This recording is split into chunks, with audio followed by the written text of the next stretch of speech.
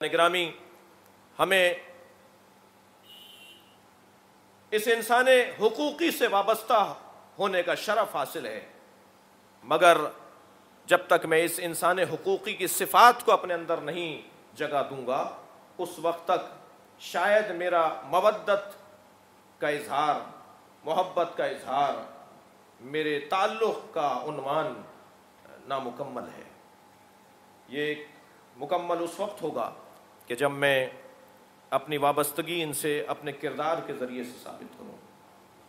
اللہ نے ہمیں مملکت عظیم عطا کی ہے جسے پاکستان کہا جاتا ہے۔ اس میں صلاحیتیں رکھی ہیں، اس میں توانائیاں رکھی ہیں۔ الحمدللہ وہ ساری نعمتیں ذات کردگار نے ہمیں عطا کر دیں۔ اب یہ میری قابلیت اور ہماری صلاحیت ہوگی کہ ہم اللہ کی نعمتوں کا شکر کیسے ادا کریں۔ یہاں مختلف ادیان کے لوگ رہتے ہیں اور یہاں مملکت، یہ زمین اللہ کی زمین ہے۔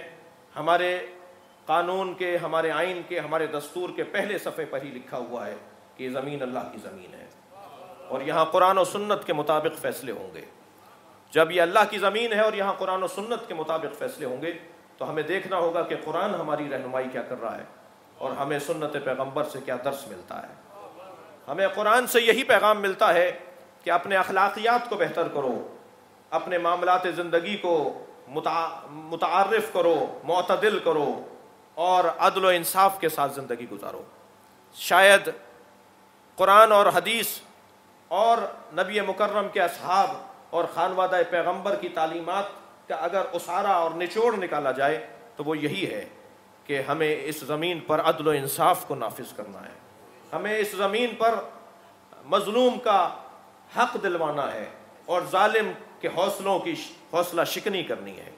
اور جب اس سرزمین کے اوپر مظلوم کو اس کا حق مل جائے اور ظالم کی حوصلہ شکنی ہو جائے تو شاید ہم یہ کہنے کے قابل ہوں کہ ہم نے اللہ کی زمین کے ساتھ انصاف کیا ہے اور ہمارا جو فریضہ بنتا ہے، ہماری جو ذمہ داریاں بنتی ہیں، ہم نے ان پر عمل کیا ہے۔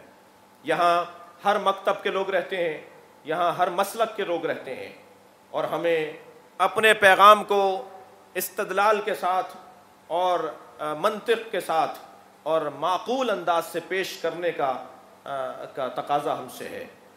جارحیت، زور زبردستی اور اپنی بات کو اونچی آواز اور دھونس اور روب کے ذریعے سے پہنچانے کا جو انداز ہے وہ نہ معقول تھا اور نہ معقول ہے۔ ہر ایک کو جینے کا حق ہے، ہر ایک کو رہنے کا حق ہے۔ فلاں مکتب والے ساری دنیا میں جمع ہو جائیں تو فلاں مکتب والوں کو ختم نہیں کر سکتے، اور فلاں مکتب والے جمع ہو کر فلاں مکتب والوں کو ختم کرنا چاہیں تو وہ ختم نہیں کر سکتے۔ تو جب یہ کام ہو نہیں سکتا تو اس کے کرنے کی بعض لوگوں کو خواہش کیوں ہے؟ یہ دلیل کی بنیاد پر، استدلال کی بنیاد پر، منطق کی بنیاد پر، ہاتھو برہانکم ان کنتم صادقین، دلیل لے کر آؤ اگر سچے ہو، اس قاعدے کی بنیاد پر ہمیں جینے کی ضرورت ہے۔ اور الحمدللہ برداشت، تحمل مزاجی، سنی شیعہ سب میں اس مملکت کے اندر ہمیں اور بہتر کرنے کی ضرورت ہے۔ جس انداز سے ہم یہاں رہتے آئے ہیں، جس انداز سے یہ مملکت بنی تھی اور جس انداز سے اس مملکت کو باقی رکھنے کی ضرورت ہے، ہمیں اس پر بار بار غور کرنے کی ضرورت ہے۔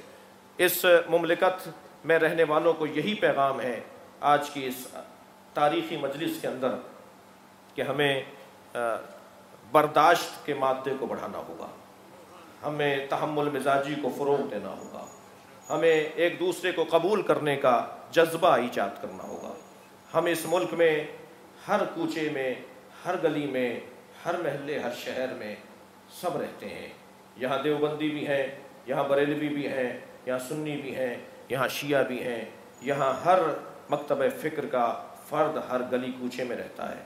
ہمیں اپنے عقیدے کو دلیل اور استدلال کی بنیاد پر آگے بڑھانا ہے اور دوسرے کے عقیدے کا مذاق نہیں بنانا، بلکہ ہمیں تحمل مزاجی کا ثبوت دینا ہے۔ کربلا ہمیں یہی پیغام دیتی ہے۔ کربلا میں عثمانی العقیدہ اصحاب حسینی بھی ہیں، کربلا میں مسیحی خاندان سے وابستگی رکھنے والے شہداء بھی ہیں۔